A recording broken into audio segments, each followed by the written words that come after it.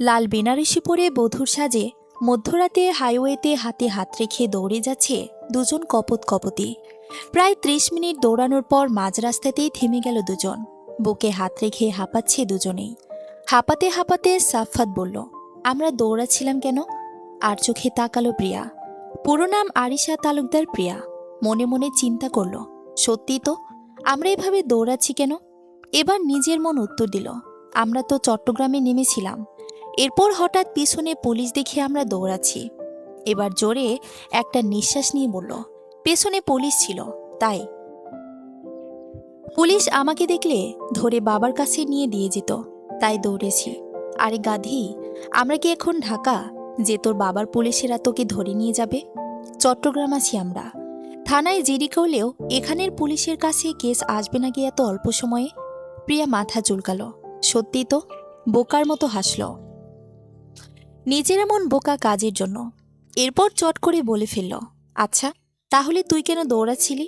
কেন আবার? পেছনে পুলিশের গাড়ি দেখে? এত রাতে দুজন ছেলে মেয়ে একসাথে দেখলে যদি ধরে নিয়ে বিয়ে দিয়ে দেয়, তাই।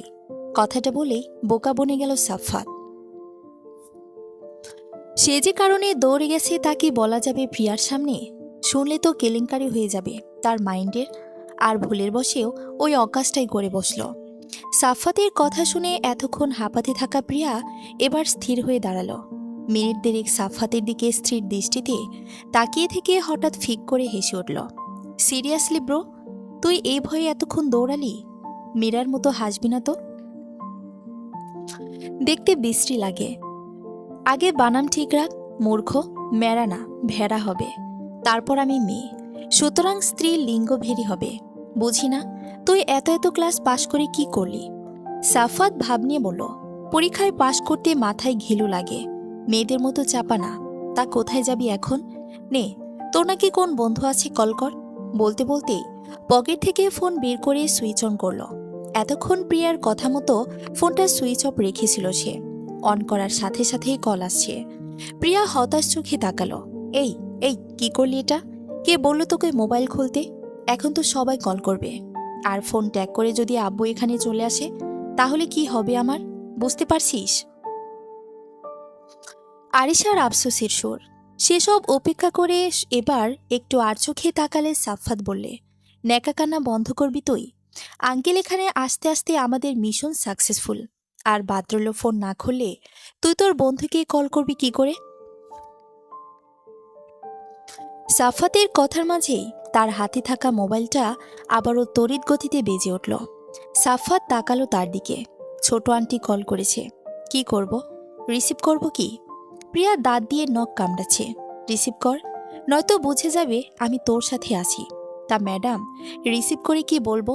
যদি জিজ্ঞেস করে আমি কোথায়? এবার একটু ভাবান্তর হলো প্রিয়া। গভীর ভাবনা। চট করে মাথায় বুদ্ধি এলো। বলবি, আমার নানু অনেক অসুস্থ, তাই মায়ের কল পেয়ে এসেছি। কারো কাছে বলে ওঠার সময় পাইনি। কি, তোর জন্য আমার জীবিত সুস্থ সবল নানুকে আধমরা বানিয়ে ফেলবো? অসম্ভব, আমি পারবো না। আহ, একটু অসুস্থ বানাবি, মেয়ে তো মেরে ফেলছি না। আমার জন্য এটুকু করতে পারবি না দোস্ত? সাফাত গভীরভাবে কিছু একটা ভাবল। এরপর কল রিসিভ করলো। আসসালামু আলাইকুম আন্টি, কেমন আছেন? তুমি কোথায় এখন? আমি তো আন্টির নানু বাড়ি। নানু অনেক অসুস্থ তো, তাই মায়ের কল পেয়ে কাউকে কিছু না বলে এসে পড়েছিলাম। আচ্ছা আন্টি, আরিশাকে কি নিয়ে চলে গেছে? এতক্ষণে নিশ্চয়ই চলে গেছে ওরা, তাই না? ফোনের অপর পাশ থেকে দাঁত কিরমিরিয়ে বলল রূপা আন্টি, আমি জানি প্রিয়ামণি তোমার সাথে আছে। ডোক গেল সাফাত। আমতা আমতা করে বলল, জানেন? কি বলেন আন্টি? আপনি কি করে জানবেন? আর আমি তো নানু বাড়িতে। এই নিন, মায়ের সাথে কথা বলুন। কথা বলার প্রয়োজন নেই। শোনো, যেখানে আছে ওরে বাড়ি ফিরে আসতে বলো। আপা 7 বার জ্ঞান হারিয়েছে। আর দুলাভাই রেগে বোম হয়ে আছে। এখনো পর্যন্ত কিছু বলছি না কারো সাথে। বোম ব্রাস্ট হলে কি যে মুখ দিয়ে বের হবে ফেলে বলা যাচ্ছে না এখন। তাই জলদি চলে আসতে বলো। বলে টুনটুন শব্দ করে কল কেটে দিলেন তিনি। প্রিয়া ছলছল চোখে তাকিয়ে আছে সাফফাতের দিকে। কি করবি এখন? বাড়ি যাবি? আমায় আস্ত রাখবি এখন বাড়ি গেলে? আন্টি অজ্ঞান হয়ে যাচ্ছে বারবার। আরে, আম্মু তো কিছু হলেই জ্ঞান হারায়, এটা নিয়ে চিন্তা করছিস না তাহলে? চিন্তা করছি এত রাতে হোস্টেল অবধি হেঁটে যেতে না জানি ছিনতাইকারী ধরে আমাদের। প্রিয়ার কথায় এবার তার দিকে ভালো করে তাকালো সাফাত। লাল বেনারসি পরনে, গায়ে কয়েক ভারী স্বর্ণ। সাফাত কঠোর স্বরে বলল, ওয়েট ওয়েট, হোস্টেলে মানে? তুই না বলে তোর কোন বান্ধবীর বাড়ি এখানে? সাফাতের কথায় খিলখিল করে হাসল প্রিয়া। বান্ধবী বন্ধু? তা আবার আমার? আমি বললাম আর তুই বিশ্বাস করলি? আরে গাধা, তুই জানিস না এ জন্মে আমার কয়টা ফ্রেন্ড রয়েছে? সাফাতের চোখ কপালে উঠে গেল। সত্যিই সে বোকা, তা নয়তো একটা মেয়ের উপর ভরসা করে এইভাবে এত দৌড় পালায় কেউ, তা আবার বেস্ট ফ্রেন্ডকে নিয়ে। গহনাগুলো খুলে ব্যাগে ঢুকিয়ে নে বলেই হাঁটা ধরল সে। বিকেল 5টায় বিয়ে বাড়ি থেকে পালিয়েছে তারা। সাফাত বসেছিল, আরিশা এসে সে কি কান্না, না পারে হাতে পায়ে ধরছে। দেখ দোস্ত, তুই আমাকে নিয়ে চল, নয়তো আমার জীবনটা শেষ হয়ে যাবে, প্লিজ নিয়ে চল। এরপর বোকা সাফাত দিকপাশ না ভেবেই প্রিয়াকে নিয়ে চলে এসেছে চট্টগ্রাম। সাফাত এবং প্রিয়া অনার্স 3য় বর্ষের স্টুডেন্ট, তবে বয়সের মধ্যে সামান্য কম বেশি আছে। প্রিয়ার 22 বছর আর সাফাতের 23.5 বছর বয়স। সে ছোট থেকে একসাথে বড় হয়ে উঠেছে তারা। প্রহয়া সুন্দরীর লম্বায় 5 ফুট 2, গোলাটে চোখের মণি, পিঠ অব্দি সিল্কি চুল, বিশাল বড়লোক বাবার একমাত্র রাজকন্যা। অপরদিকে সাফাত বেপারি বাড়ির বড় ছেলে, বাপ চাচাদার এবং দাদুকে নিয়ে যৌথ পরিবার তাদের। সাফাতের বাবারা 3 ভাই, তার বাবাই সবার বড় এবং সাফাত বেপারি বাড়ির বড় ছেলে। সাফাতের ছোট একটা ভাই আছে আর মেজো চাচার একটা মেয়ে রিমি। ছোট চাচার সাফাতের কয়েক বছরের বড় যে এখনো বিয়ে করেনি, যাদের নিয়ে সাফাতের বিশাল পরিবার। পতেঙ্গা হোটেলের কাউন্টারের সামনে দাঁড়িয়ে আছে সাফাত আর প্রিয়া। স্যার, আপনাদের নাম বলুন। সাফাত বলল, আমার নাম সাফাত, ওর নাম আরিশা। ওকে স্যার, এক রুমই তো হবে তাই না? প্রিয়া চেঁচিয়ে উঠল, এই না না, এক রুম না, 2টো রুম দিন আমাদের।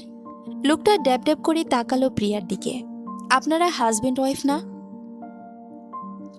আমাদের গায়ের কোথাও লেখা আছে আমরা হাজবেন্ড ওয়াইফ? না ম্যাম, কিন্তু বিয়ের বাড়ির শাড়ি পরে এসেছেন তো দেখে মনে হচ্ছে নতুন বউ। জি, আপনি ঠিক ধরেছেন, আমি নতুন বউ। এবার বকবক না করে 2টো রুম দেন, আর হ্যাঁ, পাশাপাশি যেন হয়। লোকটা পা থেকে মাথা অবধি দেখল আরিশাকে, এরপর কিছু না বলে রুমের চাবি দিল। হাতে চাবি পেয়ে আগে আগে উঠে যাচ্ছে প্রিয়া। সাফাত তখনও দাঁড়িয়ে তাকে ইশারা করে বলল, ভাবি মনে হয় কিছু নিয়ে রাগ করেছে, তাই না স্যার? আমি তো দেখেই বুঝেছি আপনারা হাজবেন্ড ওয়াইফ। ব্যাপার না স্যার, রাগ কমলে আপনার কাছেই চলে যাবে। সাফাত কপাল কুঁচকে তাকালো একবার। লোকটা বেশি কথা বলে। রাত 3টা বেজে 40 মিনিট। দরজায় ঠক ঠক শব্দে সদ্য কাঁচা ঘুমটা ভেঙে গেল সাফাতের। মাত্রই ঘুম এসেছিল তার, মাঝে কে এলো? ঘুমের আড়মোড়া ভেঙে আলসের শরীরটাকে টেনে নিয়ে দরজা খুলল সাফাত। দরজা খুলতেই প্রিয়া তাকে ঠেলে দিয়ে ঢুকে দরজা লাগিয়ে দিল। বিরক্তিতে কপাল কুঁচকে জিজ্ঞেস করল, কি হলো আরুষা, এত রাতে তুই কেন এখানে? প্রিয়া কান্না কান্না ভাব করল, আব্বু, কি হয়েছে আঙ্কেলের? কিছু হয়নি, আমি আব্বুর কাছে যাব। এভাবে চলে আসা ঠিক হয়নি, আব্বু নিশ্চয়ই খুব কষ্ট পেয়েছে রে। সাফাতের এখন বকা দিতেই করছে। বিয়ের আসর থেকে পালিয়ে এসে এখন কিনা ঠিক বেঠিল চিন্তা করছে, কিন্তু প্রিয়ার ইনোসেন্ট ফেসটার দিকে তাকিয়ে তার পারছে না। কান্না করিস না, এখন তো আর বললে নিয়ে যাবে না, সকাল হোক তারপর না হয়। ঠিক সে সময় দরজায় আবারও ঠক ঠক শব্দ। দুজন নিজেদের মধ্যে চাওয়াচাই করল। এত রাতে নিশ্চয়ই হোটেল ম্যানেজার আসবে না, তাহলে কি হতে পারে? সাফাত ডোর খুলে দিল। তখনকার সেই লোকটা ডোর খুলতেই দাঁত কেলিয়ে হাসল, এত রাতে আপনি এখানে? ইয়ে স্যার, হয়েছে কি, এদিক দিয়ে যাচ্ছি, হঠাৎ দেখলাম ম্যাডামের রুমের দরজা খোলা, তাই দেখতে আসলাম আপনার কাছে কিনা। তা আপনার দেখা শেষ হয়েছে? জি স্যার। স্যার, ম্যাডামের মনে হয় রাগ ভেঙে গেছে, তাই আপনার রুমে চলে এসছে। দেখছেন, আমি বলেছিলাম না। সাফাত বিরক্ত হলো, কিছু না বলে মুখের ওপর দরজা বন্ধ করে এসে বেডে বসল। প্রিয়া ফ্যালফ্যাল করে তাকিয়ে আছে তার দিকে। তার ধৈর্য আছে বলা চলে। আমি হলে এতক্ষণে ওই ব্যাটারে লাগাইতাম কয়েকটা, বাচাল একটা। ধৈর্য না থাকলে কি আর এত বছর ধরে তোকে সহ্য করে আসছি? কথাটা মনে মনে বললেও মুখে সাফাত অন্য কথা বলল। কয়েকটা লাগাই আর আমার এই হোটেল থেকে ঘাট ধাক্কা মেরে সাগরে ফেলে দিয়ে। তোর মতো তো হাঁটুতে বুদ্ধি আমার। তেরে আসলো প্রিয়া, একদম এসব বলবি না। কামড় দেব কিন্তু। এই যে মেয়েদের একটা জন্মগত স্বভাব, বুঝে কম চিল্লায় বেশি। প্রিয়া এবার আর সহ্য করে নিল না, বরং তেরে এসে সাফাতের গালে জোরে একটা কামড় বসিয়ে দিল। কামড়ানোটা ছোট থেকে অভ্যাস তার। অন্য সবসময় রেগে গেলে সাফাতের হাতে কামড় বসিয়ে দেয়, তবে আজ হাতের থেকে গালটা চোখে আগে পড়ায় সেখানটাতেই কামড় বসিয়ে দিল। যখন হুঁশ আসলো তখন নিজে নিজেকে গালি দিল। নিজেকে বলল, প্রিয়া বড় হয়েছিস তুই, এমন আক্কেল জ্ঞানহীন কাজ কেন করিস রে। এরপর বেয়াক্কেলের মতোই হাসল। সাফাত বুঝতে পারছে প্রিয়া বুঝে গালে কামড় দেয়নি, তাই নর্মাল রিয়াকশন করল। স্বাভাবিকভাবে বলল, এখন রুমে গিয়ে ঘুমা, আর আমাকে একটু ঘুমাতে দে। প্রিয়া ভীতু চোখে তাকিয়ে বলল, ওই রুমে ভয় লাগে আমার। আমি কখনো একা একা থাকতে পারি নাকি? একা একা বাড়ি থেকে পালানোর সময় মনে ছিল না এসব কথা? একা কোথায়, তোর সাথে এসেছি তো। সাফাত টিপ টিপ করে হাসল। তাকে এখন আমার সাথে ঘুমাতে চাস নাকি? চাইলে ঘুমাতে পারিস, আমি মাইন্ড করব না বলেই হাসল। প্রিয়া তার মাথায় ডান্ডি মেরে ভয়ে ভয়ে পা বাড়ালো নিজের জন্য বরাদ্দ করা রুমটাতে। কালবৈশাখী ঝড়ের আগে পরিবেশ যেমন শান্ত গোমর থাকে, তালুকদার বাড়ির পরিবেশ ঠিক ততটাই শান্ত। এইটাই যে কাল বিয়ে বাড়ি ছিল, আর সে বিয়ে থেকে কোণে নিখোঁজ। সে কোনোরকম কোনো কিছু বোঝা যাচ্ছে না দেখে। আনোয়ার তালুকদার খাবার টেবিলে বসতেই দুজন সার্ভেন্ট পরোটা, ডিম ভাজি, পেঁপের জুস এসব এগিয়ে দিলেন। তালুকদার সাহেব তীক্ষ্ণ দৃষ্টি দ্বারা চারপাশটায় চোখ বুলালেন একবার। সার্ভেন্টকে উদ্দেশ্য করে বললেন, বাড়ির আর সদস্য কোথায়? খাবার টেবিলে আসতে বলো, নাস্তার সময় হয়েছে তো নাকি? আনোয়ারের গম্ভীর গলা ধীরে ধীরে বলা কথাগুলো যেন সার্ভেন্টের কানে মাইকের মতো লেগেছে। আনোয়ার রেগে আছে নাকি খুশিতে আছে তা বোঝা যাচ্ছে না তার মুখ দেখে। সার্ভেন্টের ডাকে সকলেই নাস্তা করতে এলো। রূপা, মিতা তালুকদার এবং মাহানুর তালুকদার, যিনি সম্পর্কে প্রিয়ার দাদুমণি হন। সকলেই এক পলক করে আনোয়ার দিকে তাকিয়ে যার যার মতো করে খাওয়া শুরু করেছে। মিতা চুপচাপ বসে আছে, ভয়ে কাঁদতে পারছে না সে। মেয়েটা নিখোঁজ, অথচ মেয়ের নামও মুখে নিতে সাহস করতে পারছে না। কিভাবে করবে? কাল কান্না করছিল, বারবার জ্ঞান হারাচ্ছিল। তখনই আনোয়ার রূপাকে ডেকে বলেছিল, রূপা, তোমার বোনকে বলে দাও এসব ন্যাকা কান্না যেন আমি না শুনি। আমার কানে যদি এসব ন্যাকা কান্না আসে তো সোজা বাপের বাড়ি পাঠাবো। সেখান থেকে যত খুশি কেঁদে তবে বাড়িতে ঢুকবে আবার। এতেই মুখ বন্ধ হয়ে গেল মিতা তালুকদারের। কেননা মিতা আবার তার প্রাণপ্রিয় স্বামী আনোয়ারকে অসম্ভব ভালোবাসে। তাকে ছাড়া একদিন কি 1 ঘন্টাও কোথাও গিয়ে থাকতে পারবে না। মাহানুর তালুকদার পুত্রবধূর দিকে তাকালো, বুঝতে পারছে তার মনের অবস্থা। ভয়ে ভয়ে মুখ খুললেন তিনি। আনোয়ার, দিদিভাইয়ের ব্যাপারে কি কিছু ভাবলি? ভাবার কি আছে? কোথায় আছে, কিভাবে আছে? বাড়িতে ফিরে আনা এসব। আছে হয়তো কোথাও, সে তো আর ছোট বাচ্চা না যে একা একা যেতে পেরেছে। তাকে কি কারো এগিয়ে আনতে হবে? নিশ্চয়ই সে একাই আসতে পারবে।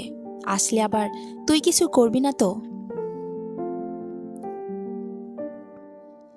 এসব পরের ব্যাপার, অযথা সময় নষ্ট করো না আম্মা, খাবার খাও বলেই নিজের মতো খেতে লাগলেন তিনি। আর কারো সাধ্য হলো না কোনো কথা বলার। টেবিলে শুনছান নীরবতা বিরাজমান রইল সারাক্ষণ।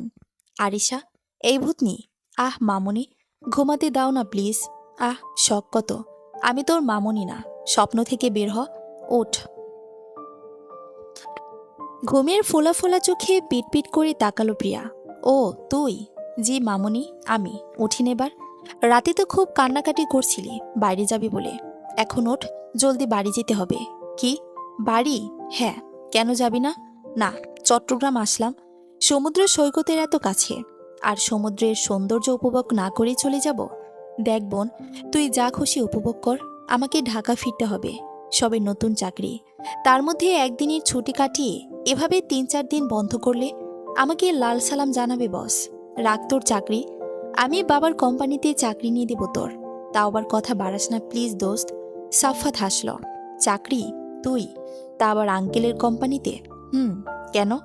আরে, যে কাজ করেছিস তোকে বাড়িতে ঢুকতে দেয় কিনা তাই দেখ। আর তুই এসেছিস আমাকে চাকরি নিয়ে দিতে? হা হা। প্রিয়ার মুখ চুপসে গেল। দিলি তো মোটের 12টা বাজিয়ে। তবে যাই হোক, সমুদ্রের কাছে তো আমি যাবই, আর তোকে নিয়েই যাব। হ্যাঁ, আমি তো তোর জাদুর চেরাগ, যা বলবি তাই করতে হবে। যা বলবো তাই করবি। চল এখন। টিম টিম, কোথায় যাচ্ছ? পাপায়ের রুমে। কেন? তোমার পাপায়ের মন ভালো না, এখন বিরক্ত করো না তাকে, পরে কিন্তু বকা খাবে। এই, তোমাকে কে বলেছে আমি পাপাইকে বিরক্ত করতে যাচ্ছি? আমি মোটেও বিরক্ত করি না পাপাইকে।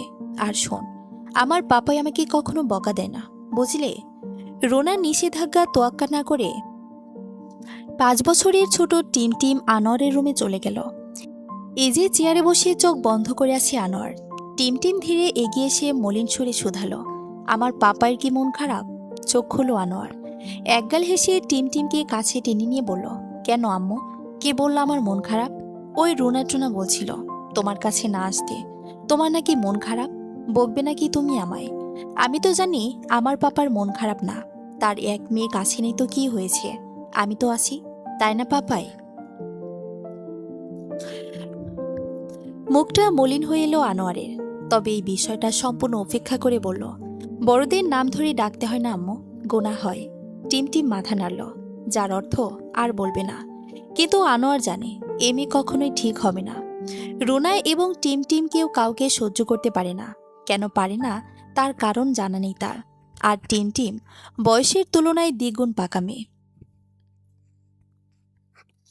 সাগরের পানিতে পা ডুবিয়ে দুহাত মেলে দাঁড়িয়ে আছে প্রিয়া।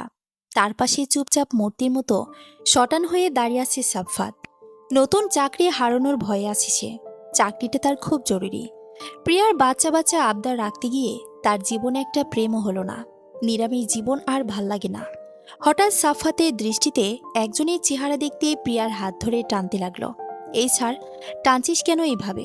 কথা বলিস না, পরে সব বলছি, চল আগে এখান থেকে, বলে টানতে টানতে নিয়ে গেল।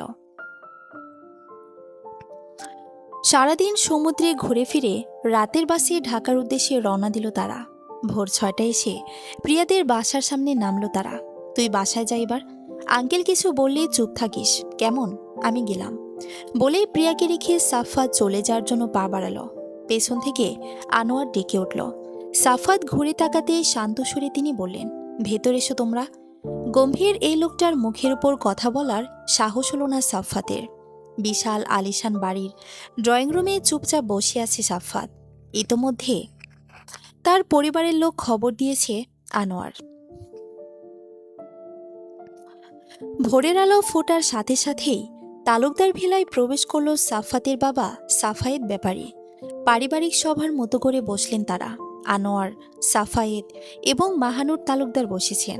তাদের পিছনে দাঁড়িয়ে মিতা এবং সাফাত। প্রিয়া ভয়ে এগোচ্ছে না এদিকে। আনোয়ারের গম্ভীর গলা, আপনার ছেলে দুদিন কোথায় ছিল জানেন? সাফায়েত ছেলের মুখ প্রাণে তাকালো এক ছটাক। দায়সারাভাবে উত্তর দিল, আপনাদের বাড়িতে। কেন? আমাদের বাড়িতে ছিল না। আমার মেয়ের বিয়ের দিন তাকে নিয়ে পালিয়ে চট্টগ্রাম পতেঙ্গা নামের একটি হোটেলে ছিল তারা। সাফায়েত ব্যাপারীর রক্তচক্ষু নিয়ে ছেলের দিকে তাকালো এবার। সাফাত, এসব কি শুনছি? এসব কি সত্যি? আনোয়ার থামিয়ে দিল তাকে। সত্যি নয় কি মিথ্যা বানিয়ে বলছি আমি নিজের মেয়ের নামে? তার কথায় যুক্তি আছে। সাফায়েত চুপ করে রইল। নিজের ছেলের কাজে লজ্জিত সে। নীরবতা ভেঙে মাহানুর বলল, যা হওয়ার হয়ে গেছে, এখন এর একটা সুন্দর সমাধান খুঁজতে হবে তো। কি করলে ভালো হয় তাই ভাবতে হবে। আনোয়ার থমথমে গলায় বললেন, এর কোনো সমাধান নেই। যে মেয়ে আমার সম্মানের কথা চিন্তা করেনি তাকে নিয়ে ভাবতে চায় না। কাজে ডেকে নিয়ে বিয়ে পড়িয়ে তাকে তার শ্বশুরবাড়ি পাঠিয়ে দাও। আমি কল করেছি, কাজে আসছে। দূরে থেকে প্রিয়া সবটা শুনে থম মেরে গেল। ছুটে আসলো পাপার কাছে। এখানে দাঁড়িয়ে থাকা সাফাত বলল, আঙ্কেল আসলে। সাফাতের কথা শেষ হওয়ার আগেই তার দিকে গরম দৃষ্টিতে তাকালো সাফায়েত ব্যাপারী। দাঁত কিরমিরিয়ে বলল, মুখ বন্ধ রাখো। তোমাকে কেউ আসলে নকলে বিশ্লেষণ করতে বলেনি। সাফায়াতের ধমক শুনে প্রিয়ার কিছু বলার সাহস পেল না। ছুটে গেল রুমে খালামুনির কাছে। মামুনি প্লিজ, আব্বুকে থামাও তুমি। রুনারও মাথায় হাত। এ বিয়ে কিছুতেই হতে দেওয়া যায় না। তার সব প্ল্যান যে ভেস্তে যাবে। এত পরিকল্পনা করে একটা বিয়ে ভেঙেছে, আর এখন কি না নিজের টুকে নিজে ধরা পড়ে যাচ্ছে ও শিট। রুনা ছুটে এলো ড্রয়িং রুমে। আনোয়ারের কাছে এসে বলল, দুলা ভাই, হুটহাট এমন সিদ্ধান্তটা নেওয়া কি ঠিক হচ্ছে? প্রিয়া না হয় ছোট মানুষ, না বুঝে ভুল করেছে। আমরা সেই ভুলকে প্রশ্রয় দিব? আমি বলছি কি রুনা, আমি সবকিছু বুঝে শুনে সিদ্ধান্ত নিয়েছি। আজ বিয়ে ছেড়ে পালিয়েছে, এখন আবার বিয়ে দিলে দুদিন পর জামাই রেখে পালাবে। তা নিশ্চয়ই আরো জঘন্য ব্যাপার হবে। আর কাকে ছোট বলছো? ছোট বলতে বলতে 23 বছর হয়েছে, এখন নিশ্চয়ই ছোট নেই আর। আনোয়ারের কথার উপর আর কথা বলার কোনো সুযোগ পেল না কেউ। মিতা কেঁদে কেঁদে একাকার, কিন্তু কিছু বলতে পারছে না স্বামীকে। শেষ পর্যন্ত কাজে এসে বিয়ে পড়ালো আরিশার সাফাতের। কাজী যখন বারবার আরিশাকে কবুল বলতে বললেও তার মুখ থেকে কবুল বের করতে পারছিল না। আনোয়ার তখন দিলেন এক ধমক। বেউপায় দেখে অবশেষে কবুল বলেই দিল প্রিয়া। বেলা 10টা নাগাদ সাফায়েত ছেলে আর ছেলের বউকে নিয়ে চলে এলেন বাড়িতে। কলিং বেল চাপতে আশা এসে দরজা খুলল। সাথে প্রিয়াকে দেখে চমকালেন তিনি। অবাক হয়ে তাকিয়ে আছে। সাফায়েত বলল, বাড়ির পুত্রবধূকে বরণ করার ব্যবস্থা করো। আশা থ হয়ে দাঁড়িয়ে রইল। ইতোমধ্যে বাড়ির সকলে এসে হাজির হয়েছে সদর দরজায়। সকলে প্রশ্ন করল, প্রিয়া এখানে কেন? সাফায়েত জানালো, সাফাতের বিয়ে হয়েছে প্রিয়ার সাথে, তাকে বরণ করার জন্য। সিফা বেগম কতক্ষণ তাকিয়ে রইল, তারপর ফিক করে হেসে সাফায়েতের হাতক চিমটি কেটে বলে, কিরে দাদু ভাই, তলে তলে এত দূর? ও বড় বৌমা, বরণডালা সাজাও। এতক্ষণ পিছনে দাঁড়িয়ে সবটাই দেখছিল রিমি। স্কুলে যাওয়ার জন্য তৈরি হয়েছিল সে। নীল কামিজ আর সাদা ক্রসনীল পরে দাঁড়িয়েছিল পিছনে। আচমকা দৌড়ে নিজের রুমে গিয়ে শব্দ করে দরজা বন্ধ করে দিল। রিমির এমন প্রতিক্রিয়া দেখে সকলে অবাক। কম বেশি সবাই জানে রিমি সাফাতকে কতটা পছন্দ করে। মেয়ের পেছন পেছন দৌড়ে গেলেন রিমির মা ইতি বেগম। দরজা ধাক্কাচ্ছেন তিনি। রিমি মা, দরজা খোলো, দরজা খোল মা। রিমি রুমের ভেতর থেকে চিৎকার করল, আমি এ জীবন রাখতে চাই না আর। এমনটা কেন হলো আমার সাথে? ইতি বেগম ঘাবড়ে গেলেন। রুমিকে ডেকে বললেন, তুই দরজা খোল, কিছু হয়নি, তোর সাফাত তোরই আছে। ওই মেয়ে কখনোই এ বাড়িতে থাকতে পারবে না। মায়ের উপর ভরসা রাখ, তোর ভালোবাসার মানুষকে তোর কাছে ফিরিয়ে দেব। আমি থাকতে সে অন্য কারো হবে না, প্রমিস। রিমি দরজা খুলল ইতি বেগমের অনেক জোড়াজড়িতে। ইতি বেগম রিনিকে বলল, ওই মেয়েকে কৌশলে বাড়ি থেকে বের করতে হবে। ধৈর্য ধর তুই, আর আমি যেমনটা বলি সেভাবেই কাজ কর। এমনভাবে বের করব যেন সাপও মরে, লাঠিও না ভাঙে। মায়ের কথায় কিছুটা আশার আলো খুঁজে পেল রিমি। বেপারে বাড়ির সকলে খুশি প্রিয়াকে বউ করে পেয়ে।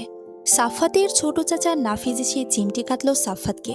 কিরে বেটা, তলে তলে কাণ্ড, শেষে কিনা আমার আগে বিয়েটাই করে নিলি। সাফাত কিছু বলতে গেলে থামিয়ে দেয় নাফিস। বুঝি বুঝি, সবই বুঝি। বাড়ির বধূকে বরণ করা হলো মিষ্টিমুখ করিয়ে। শাশুড়ি হিসেবে আশাকে দারুণ লেগেছে প্রিয়ার কাছে। সাথে দাদি শাশুড়ি, সিফা, বেপারিকেও তো কথা নেই। সকলের সাথে আড্ডা দিতে দিতে ধরনীর বুকে সন্ধ্যা নেমে এলো। সিফা প্রিয়াকে ডেকে নিজের রুমে নিলেন। প্রিয়ার পিছন পিছন রিমিও গিয়েছিল, কিন্তু দাদু তাকে বের করে দিলেন। রিমি, তুই বাইরে যা তো, নাতবইয়ের সাথে আমার কথা আছে। রিমি কপাল কুঁচকাল, আমি কি বাইরের লোক দাদি নানি? আমার সামনেই বলো না কি বলবে। এই মায়া কথা বাড়াস কেন? তুই ছোট মানুষ, বড়দের কথার মাঝে কেন থাকবি? বাইরে যা চুপচাপ। সিফার ধমকে মুখ ভেঙচিয়ে চলে গেল রিমি। সিফা প্রিয়াকে পাশে বসালো। মনে হচ্ছে খুব গুরুত্বপূর্ণ কথা। প্রিয়াও মনোযোগ দিয়ে সবটা শুনছে। তাদের পরিবারে এমন পাশে বসিয়ে কথা বলাটা খুব কম হয়, তবে এখানে এসেও এই ছোট বিষয়গুলো বেশ ভালো লাগছে প্রিয়ার। সিফার নাতবউকে ইশারা করে বলল, তা কত বছর ধরে এসব চলছে? কোন সব দাদিমা? ওরে খুকি, মনে হয় কিছু বুঝে না। এই পিরিত পিরিত খেলা কতদিন হলো? জানিস নাতবউ, ওই হতছাড়া তো আমাকেও বলতে পারত। প্রিয়া লজ্জা পেল না। কি করে যে বুঝায় তাদের?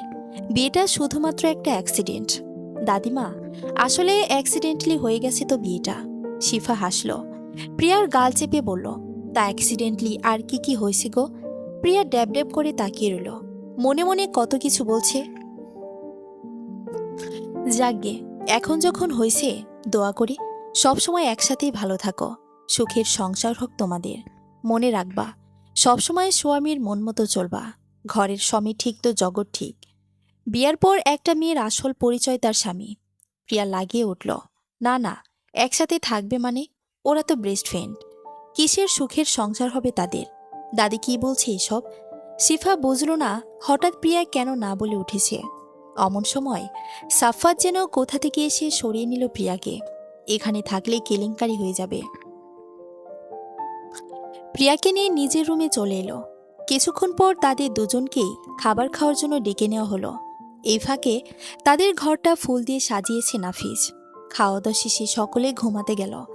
প্রিয়া আর সাফাতকে এক রুমে ঘুমাতে দিয়েছে। ফুল সাজানো খাট, হেরে দেখে তো খাটটা কি সুন্দর করে সাজানো। আমার তো এখানে ঘুমাতে ইচ্ছে করছে না, মন চাচ্ছে শুধু দেখি। সাফাত থ মেরে দাঁড়িয়ে আছে। আর যা হয়েছে তার সবকিছু মাথার ওপর দিয়ে যাচ্ছে তার। বাপের রাজকন্যা প্রিয়া যে বিয়ের ব্যাপার নিয়ে এখনো কোনো রকম চিন্তা করেনি তা তার মুখ দেখেই বোঝা যাচ্ছে। কিন্তু সে তো পারছে না এইসব নিয়ে না ভেবে থাকতে। সাজানো ঘর দেখে খুশি হচ্ছে প্রিয়া, অথচ এই ঘর সাজানোর কারণটা হয়তো ভুলে বসে আছে প্রিয়া। এমনই, বয়স বড় হলেও আচরণ বাচ্চাদের মতো। তুই কোথায় ঘুমাবি? সাফাতের আচমকা প্রশ্নে দায়সারা উত্তর দিল প্রিয়া। কোথায় আবার? এখানে। তো আমি কোথায় ঘুমাবো? তুইও এখানেই ঘুমাবি। এখানেই? একই রুমে? শোন, আমি জানি পাপা আমাকে রাগে তোর সাথে বিয়ে দিয়েছে, কিন্তু মামুনি আম্মু ওরা সবাই মিলে পাপাকে বুঝিয়ে ঠিক আমায় বাড়ি নিয়ে যাবে। ওই ৩-৪ দিন সময় লাগবে সর্বোচ্চ, তারপর তো আমাকে নিয়ে যাবে। সো এই কটা দিন একটু কষ্ট করে অ্যাডজাস্ট করে নে ভাই আমার। আমি তোর বেস্ট ফ্রেন্ড পিয়া। পিয়ার কথাগুলো বলা দেখে ওর দিকে তাকিয়ে আছে সাফাত। কত সহজভাবে কথাগুলো বলে নিয়েছে। এই মেয়ে আসলে কি নিষ্পাপ? সাফাতকে ভাবতে দেখে প্রিয়া একটা কোলবালিশ নিয়ে খাটের মাঝ বরাবর দিয়ে দেয়। এই যে, এই পাশটায় আমি আর এই পাশটায় তুমি, বলে শুয়ে পড়ল। খানিকক্ষণ বসে রইল সাফাত। বাড়ির সকলেই ভাবছে বিয়ে নিয়ে, অথচ কেউ জানেই না এই বিয়ে কোনোদিন টিকবে না। আচ্ছা, সবাইকে সত্যিটা বলে দেওয়া দরকার, তা নয়তো যখন আরিশাকে নিয়ে গেলে সকলেই জানতে পারবে তখন নিশ্চয়ই কষ্ট পাবে। সব সত্যি বলে দেব কালই। সাফাত ডিসিশন ফাইনাল করে শুয়ে পড়ল কোলবালিশে দেওয়া বর্ডারের অপর প্রান্তে। ক্লান্ত শরীর বিছানায় এলিয়ে দিতে রাজ্যের ঘুম এসে ধীর করল চোখে। মাঝরাতেই আচমকা বুকের উপর ভারী কিছু অনুভব করতেই চোখ খুলে যা দেখল, প্রিয়া বিড়াল ছানার মতো গুটিয়ে আছে তার বুকে। ঘুমন্ত নারীকে এতটা স্নিগ্ধ লাগে জানা ছিল না সাফাতের। ইচ্ছে করল টু করে প্রিয়ার কপালে একটা চুমো দিতে। ঠোঁট খানিকটা এগিয়ে নিয়েও আবার পিছিয়ে গেল সাফাত। সাবধানে প্রিয়াকে তুলে কোলবালিশের ওপরে রেখে হাতটা সরিয়ে নিতে যাবে তখনই খপ করে ধরে নিল প্রিয়া। শোয়া থেকে এক লাফে বসে চেঁচিয়ে উঠল, ছি ছি, তুই আমার বন্ধু, আমার সরলতার সুযোগ পেয়ে তুই রাতের অন্ধকারে আমার গায়ে হাত দিলি? আর আমি কিনা বিশ্বাস করেছি তোকে? এই সত্যি করে বল, কি কি করেছিস আমার সাথে তুই? সাফাত মুখ চেপে ধরল প্রিয়ার। আস্তে কথা বল, কেউ শুনতে পাবে তো। শুনতে পাক, আমাকে টাচ কেন করলি? সাফাত হতাশার সুরে বলল, তুই কোলবালিশ ক্রস করে আমার জায়গায় চলে এসেছিলি, তোকে সরিয়ে দিচ্ছিলাম। প্রিয়া মনে মনে কি একটা ভাবল, তারপর দাঁত দিয়ে নখ কামড়াতে কামড়াতে বলল, সত্যি তো? না মিথ্যা? শর্ত ভাই, ঘুমাতে দিয়ে। প্রিয়া মুখ টিপে হাসল, বৌদ্ধরাম একটা। দেখতে দেখতে 5 দিন হয়ে গেছে। তালুকদার বাড়ির কেউ আসেনি প্রিয়ার কাছে। সেদিকে খেয়াল নেই প্রিয়ার। সে বেপারি বাড়িতে বেশ ভালো আছে, সকলের সাথে হাসি আনন্দে কাটছে দিন তার। রাতে শুয়েছিল আনোয়ার। রূপা দরজার কাছে এসে অনুমতি চাইল, ভেতরে আসবো দুলা ভাই? আনোয়ার নড়ে চড়ে বলল, আসো। বেশ খানিকটা সময় চুপ করে রইল রূপা। প্রিয়াকে বাড়িতে আনা দরকার। মেয়েটা একা ওই বাড়িতে কেমন আছে কে জানে। বিয়ের পর সব মেয়েকে একা থাকতে হয়। তোমার না হয় বিয়ে হয়নি, স্বামীর সংসার নেই বলে তোমার আপার সাথে থাকতে পারছো এই বাড়িতে, কিন্তু প্রিয়া, ও তো ছোট বোন নেই তোমার মতো। তাহলে তো তাকে শ্বশুর বাড়িতে একাই থাকতে হবে। রূপা বুঝল আনোয়ার কঠিন হয়ে আছে, অন্যভাবে চেষ্টা করতে হবে। না মানে দুলাভাই, ওই পরিবার কি যায় আমাদের সাথে? প্রিয়া কি অমন পরিবেশে টিকতে পারবে? তাছাড়া আব্বার মুখের দিকে তাকানো যাচ্ছে না। সারাদিন কেঁদে কেঁদে কি করেছে শরীরের হাড়। আনোয়ার কিছু বলল না, চুপ রইল। আর কিছু বলবে না, সে তার সিদ্ধান্তে অটুট। রূপা ব্যর্থ হয়ে বেরিয়ে গেল। রাতে খাবার খেতে বসলে মিতা তালুকদার মাছের মাথাটা যখন আনোয়ারের পাতে দিলেন, তিনি তখন অনেকক্ষণ তাকিয়ে থেকে উঠে গেল খাবার রেখে। সবসময় মাছের মাথার কাটা বেছে মেয়েকে খাওয়াতেন তিনি। আজ পাশের চেয়ারটা ফাঁকা দেখে বুকটা কেমন ছলাৎ করে উঠল। আনোয়ার চলে যেতে আঁচলে মুখ চেপে কেঁদে উঠল মিতা তালুকদার। সকালে প্রিয়ার ঘুম ভেঙে গেল। এ বাড়িতে সকলে সকাল সকাল উঠে পড়ে। সকলের কথাবার্তা শুনে আর ঘুম হয় না প্রিয়ার। আসামাত্র পাতিলে চায়ের জন্য পানি বসিয়েছে। এমন সময় বেপারি বাড়ির রান্নাঘরে পা রাখল প্রিয়া। মামুনি, ও মামুনি, কি করছো গো? আশা একগাল হেসে জবাব দিল, এই তো মা, চায়ের জন্য পানি বসিয়েছি। প্রিয়া কিছু ভেবে বলল, মামুনি, আমাকে চা বানাতে দাও। শোনো মেয়ের কাণ্ড, তুমি কি পারবে নাকি গো চা বানাতে? কখনো বানিয়েছো নাকি? পরে দেখা যাবে। হাত পা পুড়ে সকাল সকাল হাসপাতালে দৌড়াদৌড়ি করতে হচ্ছে। প্রিয়ার মনটা খারাপ হয়ে গেল। নখ কামড়াতে কামড়াতে ভাবল কিছু একটা বুদ্ধি পেল। মামুনি, আমি কখনো চা করিনি, রাইট? আমি একা একা চা করতে পারবো না, রাইট? কিন্তু কিন্তু কি? তুমি আমাকে দেখিয়ে দিবে, তাহলে তো আমি পারবো, তাই না? সরো সরো সরো দেখি, কোথায় গিয়ে দিতে হবে বলো আমায়, তাহলে আমি পারবো। আশা হাসল। মেয়েটা সত্যি পাগলি একটা। তিনি আশাকে দেখিয়ে দিল কিভাবে চা করতে হয়। শুনে শুনে সকলের জন্য চা করল প্রিয়া। এরপর কাপে করে চা নিয়ে সাফাতকে দিল। নে চা, আমি বানিয়েছি, খেয়ে বল কেমন হয়েছে। সাফাত সরু চোখে তাকালো। তুই বানিয়েছিস? খাবো না। কেন? তুই চিনির বদলে লবণ দিয়ে এনেছিস, আমি নিশ্চিত। তোর বানানো চা মুখে দিয়ে সকাল সকাল মুখটা নষ্ট করতে চাই না রে, মাফ কর। কি, তোর এত বড় সাহস? আমার জীবনের প্রথম চাকে তুই অসম্মান করলি? চায়ের আবার সম্মান আছে নাকি যে অসম্মান করব? আছে তো। এখন গরম চা তোকে জোর করে খাওয়াবো। বলেই চায়ের কাপ নিয়ে সাফাতের দিকে এগোতে নিলেই দরজার সামনে এসে হাঁক ছেড়ে সাফাতের দাদিমা শিফা বেপারি, নাতবো, দেখো তোমার বাড়ির লোকেরা এসেছে, আসো আসো। প্রিয়া থমকে দাঁড়ালো। নিজের কানকে যেন বিশ্বাস করতে পারছে না। চায়ের কাপ রেখে দৌড় লাগালো বাইরে। সাফাত ভয়ে আছে। প্রিয়াকে হয়তো একেবারে নিতে এসেছে তার বাড়ির লোক। আজ যখন এবারে সবাই জানবে এই বিয়েটা মিথ্যা, তখন সবাই কতটাই না কষ্ট পাবে। ইস, মাহানুর তালুকদার, মিতা এবং রুনা এসেছে। প্রিয়া দৌড়ে গিয়ে রুনাকে জড়িয়ে ধরল। রুনার ন্যাকা কান্নার ভান করে বলল, মেয়েটা আমার কতটা শুকিয়ে গেছে কয়দিনে। থাক মামুনি, বাড়ি নিয়ে আন্টি খুব যত্ন করব, সব ঠিক হয়ে যাবে, মনে মনে বলল। ছলে বলে কোনোভাবে বাড়িতে নেই শুধু তোমায়। তারপর তোমায় আর এক মিনিটের জন্য হাতছাড়া করছি না আমি। বেপারি বাড়ি থেকে প্রিয়াকে নিয়ে আসা হলো, কিন্তু একেবারে নিয়ে আসতে তা বলা হয়নি। এ কথা কেমন? রুনা ঠিক করে রেখেছে। বাড়ি ফিরতে বিকেল হয়েছে প্রিয়াদের। আনোয়ার তালুকদার তখন বারান্দায় ইজি চেয়ারে বসে আছে। প্রিয়া আস্তে করে বাবার কাছে গেল। মলিন ছড়ে ডাকল, আব্বু। আনোয়ার কিছু বললেন না, মৌন রইল। প্রিয়া আবারও ডাকল, আমার উপর এখনো রাগ করে আছো আব্বু? সরি তো আমি। আনোয়ার বসা থেকে উঠে চলে গেলেন প্রিয়ার কোনো কথার উত্তর না দিয়ে। বাবার এমন ব্যবহারের চোখে পানি এসে পড়ল প্রিয়ার। সেই সুযোগটায় যেন কাজে লাগালো রূপা। কি হয়েছে মামুনি, চোখে পানি কেন? দেখো না রূপা মামুনি, আব্বু তো কথাই বলছে না আমার সাথে। রূপা প্রিয়ার চোখের পানি মুছে দিতে দিতে বলল, আসলে কি জানো তো, বিয়ের দিন ওভাবে চলে গেলে তাই বাবা কষ্ট পেয়েছে। সে কি কথা মামুনি, তুমি তো বলেছিলে যদি মন না চায় তাহলে যেন নিজেকে জোর না করি, তাছাড়া নিজের মনকে প্রাধান্য দিতে বলেছিলে। প্রিয়ার কথায় নড়ে চড়ে দাঁড়ায় রূপা। হাই খোদা, 2-4 দিন ওই বাড়িতে থেকে একদম মুখে মুখে কথা বলতে শিখে গেছে মেয়েটা। কোনো কারণে আবার বুঝে ফেলেন তো বিয়ে থেকে পালানোর বিষ আমি ঢেলেছিলাম ওর মনে। না না, কোনোভাবেই বুঝতে দেওয়া যাবে না। কেসে উঠল রূপা, কি বলছো তুমি? আমি তোমায় বলেছিলাম নাকি বিয়ের আসর ছেলে পালিয়ে যেতে? না না, তা তখন বললাম। বাদ দাও, কি বলি মন দিয়ে শোনো।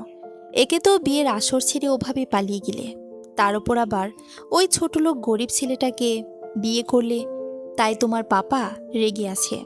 কিন্তু সাফাতের সাথে বিয়েটা তো পাপাই দিল জোর করে, তাহলে আবার রেগে আছি কেন? হায় রে, মেয়ের মুখে খই ফুটেছে। কি বলছে বুঝে দেই এখন। কেন করে আছে তা তো জানি না, তবে তোমার আব্বু মন থেকে চায়নি ওই ছেলের সাথে তোমার বিয়ে দিতে। যা হওয়ার তা তো হয়েই গেছে। এখন তোমার কাজ হলো এসব ফেক বিয়ে টিয়ে বাদ দিয়ে দেওয়া। শোনো, কাল আবার পাপার কাছে যাবে, তার পাশে বসে বলবে তুমি সাফফাতকে ডিভোর্স দিয়ে দিবে। ওই বাড়ির নাম বা ওই ছেলের নাম আর কখনো মুখে নেবে না। তবেই দেখবে তোমার উপর থেকে দুলা ভাইয়ের সব রাগ চলে গেছে।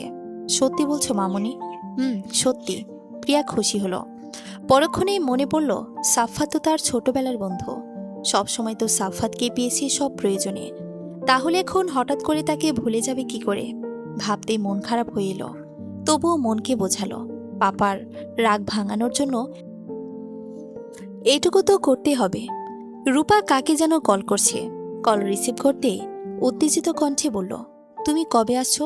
এই তো মাম্মি, আর সপ্তাহখানেক লাগবে। রূপা রাগান্বিত গলায় বলল, এসো এসো, সব যখন হাতছাড়া হয়ে যাবে তখন এসে তামসা দেখো তুমি। ইডিয়েট, তোমার আসার জন্য অপেক্ষা করতে করতে আমি একটা ঝামেলা বেঁধে গেছে। তার মধ্যে এখন পর্যন্ত আসতে পারছো না তুমি। যখন পাখি হাতছাড়া হয়ে যাবে তখন এসে কি লাভ হবে? ফোনের অপর পাশ থেকে কণ্ঠ ভেসে আসলো, ওয়েট মাম্মি, আর মাত্র 1 উইক, আমি আসছি শীঘ্রই। পরদিন সকালে চা পান করছিল আনোয়ার। মিতা রান্না করছে। প্রিয়ার ঘুম ভেঙে গেলে পাপার রুমে আসলো। আনোয়ারের কাছে বসিয়ে রয়ে শুয়ে বলল, পাপা, আব্বু, ও আব্বু, সরি গো, আমি দেখো যা হয়েছে আমি বুঝিনি, বিশ্বাস করো, আমি প্রমিস আব্বু, আর এমন হবে না। আনোয়ার কঠিন গলায় বলল, সম্মান একবারে নষ্ট হয় বারবার না। প্রিয়ার মন খারাপ হয়ে গেল। কি করে যে পাপাকে রাগ ভাঙাবে? তখনই মনে পড়ল কাল রাতে রূপান্টির কথা। হ্যাঁ, চট করে এবার বলে ফেল প্রিয়া, পাপা, আজ থেকে আমি একদম তোমার কথা ছাড়া কাজ করব না। গড প্রমিস, তুমি যেখানে বলবে সেখানেই বিয়ে করব। তোমাকে আর কষ্ট দিব না। আর সাফাতকে ডিভোর্স দেব আমি। কথা শেষ হওয়ার সাথে সাথেই প্রিয়ার গালে সজোরে থাপ্পড় পড়ল। দূর হয়ে যাও আমার সামনে থেকে, তোমার মুখ আমি দেখতে চাই না, বলে রুম থেকে বেরিয়ে গেল আনোয়ার তালুকদার। প্রিয়া অশ্রুসিক্ত নয়নে তাকিয়ে রইল গালে হাত দিয়ে। ঘুমানোর জন্য রুমে পা রাখতেই রুমটা কেমন খালি খালি লাগছে। গত কয়েকটা দিন যখনই রুমে এসেছে তখনই দেখতে পেত প্রিয়া রুমে, কিন্তু আজ প্রিয়া নেই। কেমন শূন্যতা এসে গ্রাস সবকিছু। বিছানায় ছটফট করছে সাফাত, ঘুম আসছে না কিছুতে। জীবনের এতগুলো বছর পর এসে আজ সিগারেট টানতে হচ্ছে খুব। সব ইচ্ছে পূরণ করতে নেই, তাই ইচ্ছেটাও অপূর্ণই রেখে দিল। হঠাৎ মনে হলো প্রিয়াকে একটা কল করা প্রয়োজন। ঠিকমতো বাসায় পৌঁছাতে পেরেছি কিনা, ওর আব্বু কেমন আচরণ করলো, এসব জানা দরকার। সাফা দেরি না করে নিজের মুঠোফোনটা নিয়ে কল করলো প্রিয়াকে। বারবারই ব্যস্ত দেখাচ্ছে। কপালখানায় কিঞ্চিত ক্রুচকে এলো তার। আরিশা ব্লক করে রেখেছে আমায়, কিন্তু কেন? হতাশায় ছেয়ে গেল সাফাতের হৃদয়। ঘুম না আসা রাতগুলো কতটা ভয়ঙ্কর তা কেবল ঘুম না আসা ব্যক্তিগুলোই জানে। সাফাত বেরিয়ে গেল ঘর থেকে। তাদের বাড়ির উঠোনে কামরাঙা গাছ আছে, সেখানে একটা মাচার মতো করে রাখা। রাতের অন্ধকারে সেখানে গিয়ে একাকিত্ব কাটাতে লাগলো সে। মিনিট পাঁচেক পর পেছন থেকে কেউ একজন একটা সিগারেট আর দেয়াশোলাই এগিয়ে দিল। মেয়েলি হাত। পেছন ঘুরতে অবাক সাফাত। এমন সময় এই ব্যক্তিকে একদম আশা করেনি সে। পেছন ঘুরে দেখল সিগারেট হাতে রিমি দাঁড়িয়ে আছে। সাফাতের দিকে এগিয়ে দিয়ে বলল, মন খারাপ বুঝি তোমার? সিগারেট খেলে মন ভালো হয়ে যায় শুনেছিলাম, এই নাও। সাফাত মৃদু ধমককে বলল, দেব এক চর? কবে দেখিছিস আমাকে সিগারেট খেতে? যা এখান থেকে, নত সত্যি দিব এক চর। যা সর সামনে থেকে, বলে সাফাত রুমে চলে গেল। রিমি বোকা বনে দাঁড়িয়ে আছে। এ রে, কোথায় আসলাম একটু ভালো হবে বলে, আর সেই কিনা উল্টো বকে গেল আমায়। দূর, কিছু ভালো লাগে না। আমি দেশে ফিরেছি আম্মু। ফোনের অপর পাশের কথা শুনে চোখ ভিজে আসলো রূপার। ছেলেটা কত বছর পর দেশে আসলো, অথচ সে পারছে না আর 10টা মায়ের মতো নিজের সন্তানের কাছে যেতে। রূপা দীর্ঘশ্বাস টেনে বলল, এখনকারই কোনো একটা বাসায় থাকার ব্যবস্থা করে নে, আমি দেখি কি করতে পারি। বলে কল কেটে দিয়ে মিতার কাছে গেল। আপা, বল, সে দেশে এসেছে, এ বাড়িতে একবার আসতে বলবো কি? রূপার কথায় থমকে দাঁড়ায় মিতা তালুকদার। বাড়িতে কত ঝামেলা, তার মধ্যে তুই এ কথা চিন্তা কি করে করলি? একদম এসব মুখে আনিস না রূপা। রূপার মন খারাপ হয়ে গেল। মনে মনে বলল, তাকে তো আমি এ বাড়িতে আনবই আপা, যে করে হোক। রাতের খাবার টেবিলে মাহানুর, আনোয়ার, মিতা, রূপা সকলেই উপস্থিত। শুধু প্রিয়া নেই। রূপা প্লেট সামান্য ভাত নিয়ে আঁকিঝুঁকি করছে আর বারবার মিতাকে ইশারা করছে বলতে, কিন্তু মিতা তাকে চোখ পাকিয়ে নিষেধ করছে এসব কথা তুলতে। বিষয়টা লক্ষ্য করে মাহানুর বলল, কি ব্যাপার, তোমার কি কিছু বলতে চাও নাকি? ভয়ে মুখ খুলল রূপা। কম্পিত গলায় বলল, ইয়ান দেশে এসেছে। কথাটা শুনেই সকলেই নড়েচড়ে বসল। রূপা আবারও বলতে লাগলো, তাকে কদিনের জন্য এ বাড়িতে আসতে বলতাম আর কি, আবার তো চলেই যাবে কদিন পর। মাহানুর খাবার ছেড়ে দাঁড়িয়ে গেল। একদম না, ওর এখানে আসার প্রয়োজন নেই। আমতা আমতা করে রূপা, কিন্তু দুলাভাই তো বলেছিল বিদেশে চলে যেতে, তারপর যখন দেশে আসবে তখন না হয় আমার কাছে রাখা যাবে কয়েকদিন। কথাটাই টনক নড়ল সকলের মাঝে। এতক্ষণ চুপ থাকা আনোয়ার তালুকদার এবার মুখ খুলল। কতদিন থাকবে দেশে? বেশি না দিন, 10 মতো। আসতে বলো, বলে আবারও খাওয়াতে মন দিল সে। রূপা যেন আনন্দে আত্মহারা। এত বছর পর ছেলেকে কাছে পাবে, এত বছর পর। কল করে জানিয়ে দিল বাড়ি ফিরতে। প্রিয়া কবে ফিরবে এ নিয়ে বেপারি বাড়ির সকলে প্রশ্ন করছে সাফফাতকে। বরাবরই এড়িয়ে চলতে চায় সে এ বিষয়ে। এখন অবধি কেউ জানে না প্রিয়া একেবারে চলে গেছে।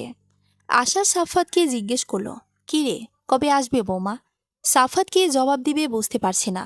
প্রিয়ার সাথে তো তার যোগাযোগ নেই, কথা হয়নি, আর ব্লক করে রেখেছে।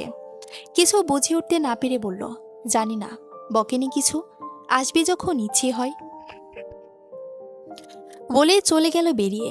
পেছন থেকে সবটা দেখে রিমিতার মায়ের কানের কাছে ফিসফিস করলো, পেতনির সাথে কি ভাইয়ের কিছু নিয়ে ঝামেলা হলো নাকি? মনে হয় না আসতে চাচ্ছে এ বাড়ি। বড়লোকের মেয়ে তো, না আসলেই ভালো, আর আসলে কপালে দুঃখ তার। ইয়ান এসেছে, তবে তার সাথে ভালো করে কেউ তেমন কথা বলেনি। আম্মু, এখানে ভালো লাগছে না, কেউ তো ঠিক করে তাকায়ও না আমার দিকে। চুপ, যা করেছিস, তারপর তোকে এ বাড়িতে জায়গা দিয়েছে তাই তো অনেক। প্রিয়া তো রুম থেকেই বের হয় না। তার মন খারাপ, সবটা তো জানিস। আর এটার সুযোগ নিতে হবে তোকে। এ বাড়িতে আমি 10 দিনের মতো ঢুকিয়েছি তোকে। তোকে এমনভাবে কাজ করতে হবে যেন জীবনে বের না হতে হয় এখান থেকে। বুঝতে পারছিস তো কি করতে হবে? ইয়ান বাঁকা হাসলো মায়ের দিকে তাকিয়ে। বুঝেছি। দ্বিতীয়বারের মতো হাত ধরে রাতের আধারে দৌড়াচ্ছে সাফফাত আর প্রিয়া। এই তো খানিকক্ষণ বাদে প্রিয়া কল করে সাফফাতকে। প্রিয়ার কল পেয়ে হতবম্ব হয়ে তড়িঘড়ি করে রিসিভ করলো সাফফাত। রিসিভ হওয়া মাত্র গড়গড় করে বলতে থাকে সে, হ্যালো, কই তুই, কি করছিস? মাত্র রাতের খাবারের জন্য বসেছিল সাফফাত। আমতা আমতা করে বলল, বাড়িতে আছি, খাবো। খেতে হবে না খাবার, রাখ। কেন? আরে, এত কথা বলার সময় এখন নেই, রাখতে বলছি রাখ। আচ্ছা, রাখলাম। এবার জলদি আমাদের বাড়ির পেছনে আয়, পেছনের দেওয়াল বেয়ে উঠে আসবি জলদি। কিন্তু কেন? আরে পালাতে হবে, আগে আয়, জলদি আয়। সাফাত নিজের কানকে বিশ্বাস করতে পারছে না। কি বলছে এসব? তবুও ভাতের প্লেট রেখে দিয়ে ছুটে গেল প্রিয়াদের বাড়ির কাছে। সাফাতকে এভাবে বেরোতে দেখে রিমিও পেছন নিল তাদের। রাতে বেরোতে ভয় করছিল, তবুও ভয় পেছনে ফেলে ছুটল সে। সাফাত ঠিক সেভাবেই গেল যেমনটা প্রিয়া বলেছে। প্রিয়া দাঁড়িয়ে আছে সেই কখন থেকে। সাফাতকে দেখে বলল, দেরি করা চলবে না, চল পালাই। পালাই মানে? কেন পালাবো? আজকে জোর করে বিয়ে দিয়ে দিবে নয়তো। তা আমার কি, করে নি বিয়ে। আমি তোকে নিয়ে পালাতে পারবো না। আরে বুদ্ধু, আমি তোর বিয়ে করাবো। তোর বউকে বিয়ে দিতে দিবে, কষ্ট হবে না তোর? না, তুই তো এই বিয়ে মানছিসই না। তাহলে কেন পালাবো? আমি মানি, সত্যি মানি। এই কয়দিনে বুঝতে পেরেছি খুব ভালোবাসি তোকে। এবার প্লিজ আমায় নিয়ে পালা। সত্যি? এই নে, তোকে শুয়ে বললাম। সাফাত এবার পাগল হয়ে গেল। কি করে পালানো যায়? চারিদিকে তাকালো। এভাবে তোকে নিয়ে বেরোলেতে যে কেউ দেখে ফেলবে। তাহলে কি করব এখন? দুজন উপায় খুঁজতে ব্যস্ত। তখন একটা হাত এগিয়ে এলো তাদের সামনে। হাতে একটা বোরকা নিয়ে রিমি দাঁড়িয়ে আছে। সাফাত চমকালো। রিমি তুই? রিমি মলিন হাসল। বোরকাটা পরে নাও, তবে আর কেউ চিনতে পারবে না। প্রিয়া এক থাবায় বোরকা নিয়ে নিল। সাফাত আবারও প্রশ্ন করতে গেলে রিমি থামিয়ে দিয়ে বলল, আমি বাড়ি যাচ্ছি, চিন্তা করো না। তোমরা যাও। সাফাত দাঁড়ালো না। রিমি ইশারায় বোঝালো সে মন থেকে যায় প্রিয়া সাফাতের বউ হোক। এই তো গত দুদিন আগের রাতে রিমি সাফাতের রুমে ঢুকে সরাসরি বলে দেয় সে তাকে ভালোবাসে। দেখো ভাইয়া, আমি যা বলবো শুনে তুমি আমায় মারতে চাইলে মারতে পারো, বকতে পারো, কিন্তু কথাটা আমাকে বলতেই হবে। সাফাত ভ্রুযুগল নাচিয়ে বলে, কি বলবি বল। রিমি চোখ বন্ধ করে বলে, আমি তোমাকে ভালোবাসি। তোমার ওই শাকচুনি মার্কা বউকে আমার সহ্য হয় না। ও চলে গেছে ভালোই হয়েছে, না গেলে আমি বের করতাম। এসব বলে অপেক্ষা করে গালে ঠাস করে চর পড়ার। কিন্তু মিনিট গড়িয়ে গেলেও যখন কোনো রেসপন্স পায় না, তখন ভয়ে চোখ খোলে রিমি। সাফাত সামনেই দাঁড়ানো। রিমির হাত ধরে এনে খাটের কোণে বসিয়ে বলল, দেখ, ছোট থেকে আমি তোকে বোন বলে আসি, তুই আমার ভাই বলিস। আমিও তোকে ভালোবাসি বোনের মতো। এখন বউ বানামো কি সম্ভব?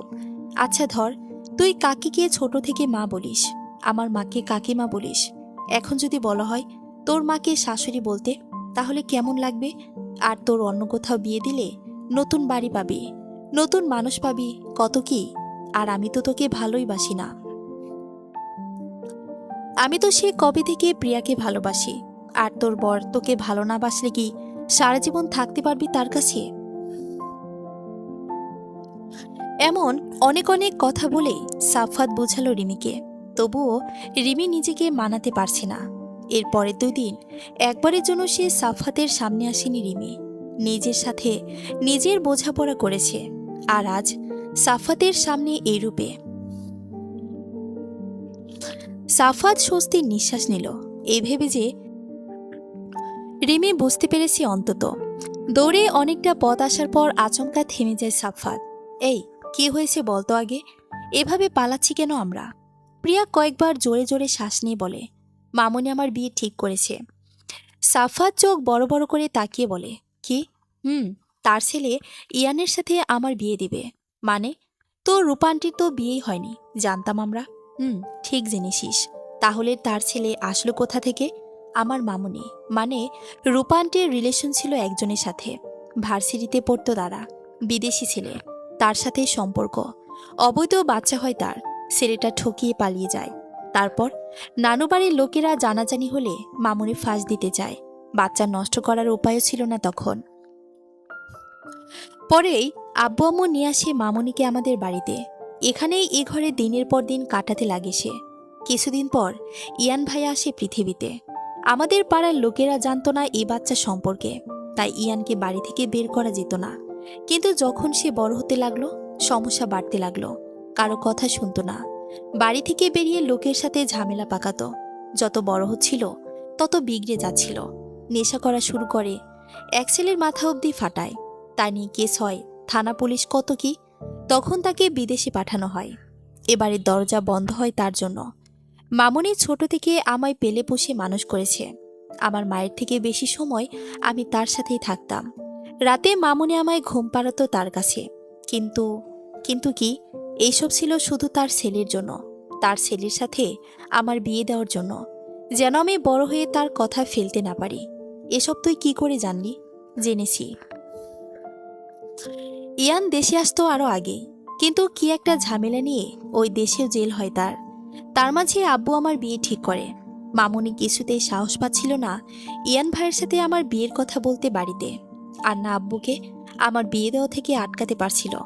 তখন প্ল্যান করে আমার কানে বিষ ঢালে, নানান কৌশলে আমায় বোঝায় বিয়ে না করতে, যেন পালিয়ে যায়। বিয়ের দিনও কিন্তু সরাসরি বলেনি, আমিও বিয়েকে নরক ভেবে পালিয়ে যাই তোর সাথে। এরপর তো সবটা জানা তোর। আর তোর সাথে কথা না বলা, ব্লক করা সবই মামুনির বুদ্ধি। কিন্তু ইয়ান ভাইয়ের সাথে যখন মামুনি কাল রাতে কথা বলছিল, তখন আমি বাইরে থেকে সবটা শুনিনি। তাকে দেশে আনা হয়েছে আমার সাথে বিয়ে দেওয়ার জন্য। এমনকি শুধু আমাকে না, ওর আমার পরিবারের সকল সম্পত্তি চাই। এই বাড়ি থেকে নাকি তাকে অসম্মান করে বের করেছিল, তাই যেন সম্মানের সাথে তাকে সারা জীবন এ বাড়িতে রাখা হয়। তাই আমার সাথে বিয়ে দিতে চায়। তারা নিজেদের স্বার্থে আমায় ব্যবহার করেছে। সাফাত শকড হলো, মানুষ এতটা বহুরূপী হতে পারে। প্রিয়ার চোখ বেয়েও পানি ঝরছে। সাফাত তা আলতো হাতে মুছে দিয়ে বলল, চল। কোথায়? আমার বাড়ি। কিন্তু ওই দিন চলে গেলাম, এখন যদি জায়গা না দেয় তবে? ওই বাড়ির বউ তুই, জায়গা কেন দিবে না? আমার জায়গা হলে আমার বইয়েরও জায়গা হবে। প্রিয়ার মনে দাগ কেটে গেল একটা। সত্যি বউ বউ লাগছে। মন খুলে গভীর শ্বাস নিল।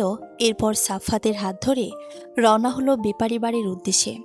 দ্বিতীয়বারের মতো সাফাতের হাত ধরে পালিয়ে এসে আবারও দাঁড়িয়েছে বেপারি বাড়ির চৌখাটে। দরজা খুলে তাদের একসাথে দেখে চমকালেন সকলে। আশা ক্ষিপ্ত গলায় বলল, ও এখানে কেন? ইতোমধ্যে সাফাত আর প্রিয়ার বিয়েটা কিভাবে হয়েছিল তা জেনে গেছে বাড়ির সকলে। তাই এই বউকে আর মানবে না আশা। যে মেয়ে বিয়ে নিয়েও নাটক করে, সে সংসার করবে কি করে? আসার আগে ঘি ঢালতে এলো রিমির মা ইতি। এই মায়া আবার কি কারণে আইলো এনে? আমহেরে কি মনে হয় বিপদে পড়লে এনে আইসা ঝুলা পড়বে আর পরে চলে যাইবে? আমগর পোলার জীবনটা নষ্ট করতেছে এমন কইরা। আর হ্যাঁ রে সাফাত, তুই আবার কোন জ্ঞানে নিয়ে আসছিস তারে আবার? সাফাত কিছুক্ষণ চুপ থেকে বলল, এবারের বউ সে, তাই নিয়ে এসেছি। তোমরা যদি না মানতে পারো বলে দাও, আমরা চলে যাব। আশা আতকে উঠল, চলে যাবি মানে? কোথায় যাবি? কই যাব তা তো এখনো জানি না, তবে যেতে তো হবে যদি তোমরা আমাদের জায়গা না দাও। সাফাতের কথা শেষ হওয়ার আগেই আনোয়ার আর তার স্ত্রী মিতা আসলো। বাবাকে দেখে কিছুটা ভয় পেল প্রিয়া। সাফাতের শার্ট খামচে ধরল, আমি তোর সাথে থাকবো কিন্তু। সাফায়াত এগিয়ে এলো, আপনারা? মেয়েকে বাড়িতে না পেয়ে এখানে আসলাম, আর বিয়ের কথাটা পাকাপাকি করতে আসলাম। বেপারি বাড়ির সকলে অবাক হলো। কি? হ্যাঁ, তখন তো হুট করে বিয়েটা দিতে হয়েছে। আমি ভেবেছিলাম মেয়ে যখন বাড়ি গেছে তা হাতের কাজগুলো সেরে তারপর না হয় বসে আবার একটা ফয়সালা করব। কিন্তু ছেলেমেয়ের তো আর তর সইছে না। আনোয়ারের কথায় সবচেয়ে অবাক হলো প্রিয়া। সকলে মিলে বাড়ির ভেতরে গেল। ইতি বেগম রুমে গিয়ে কাঁদতে লাগলেন। রিমির হাত ধরে বললেন, তোর ভালোবাসার মানুষকে আমি তোকে দিতে পারিনি রে। রিমি মলিন হাসল, মা, আমি কষ্ট পাচ্ছি না আজ। আমি বুঝতে পেরেছি এগুলো আবেগ ছিল। তাছাড়া সাফাত ভাইকে তো সত্যি ভাই বলি, তার সাথে কিভাবে কি? ইতি তাকালো মেয়ের দিকে, তুই মন থেকে বলছিস তো? রিমি একদলা কান্না ভেতরে আটকে জোরপূর্বক হেসে জবাব দেয়, হ্যাঁ না, সাফাত প্রিয়ার আবারও বিয়ে হবে, জাঁকজমকপূর্ণভাবে। সকল কথা পাকা করে আনোয়ার প্রিয়ার রুমে আসলে ছোট বাচ্চাদের মতো করে দৌড়ে গিয়ে বাবাকে জড়িয়ে ধরে কেঁদে ফেলে প্রিয়া। মেয়ের মাথায় সান্ত্বনার পরশ ছুঁয়ে দিয়ে বলল, কাঁদিস না। হেঁচকি তুলে কাঁদে প্রিয়া। তুমি সেরা আব্বু। ক্ষণেই মনে পড়ে রূপান্টির কথা। মামুনি কোথায় বাবা? যেখানে তার থাকার কথা। মানে, যে কারণে তুই পালিয়ে এসেছিস সে কারণটা আমিও জেনে গেছি। আগে থেকেই সন্দেহ ছিল আমার। তারপর যখন সব সত্যটা জানলাম, তখন তাদের ওই বাড়িতে রাখতে পারলাম না। তার ছেলে আছে এখন, না হয় মা ছেলের সংসার হোক। তাকে জেলিদের কথা ভেবেছিলাম একবার, পরে তো আম্মুর কথা আর আমাদের সম্মানের কথা ভেবে সব বাদ দিলাম। প্রিয়া দীর্ঘশ্বাস টানল। পৃথিবীতে মানুষ রং বদলায়, চারপাশে কত মানুষ। আপন ভাবলে কি সবাই আপন হয়? পরভাবা মানুষটাও হৃদয়ে লুকিয়ে থাকে আপন হয়ে। আমরা কখনো বুঝি, কখনো বুঝতে দেরি করি কে আপন কে পর।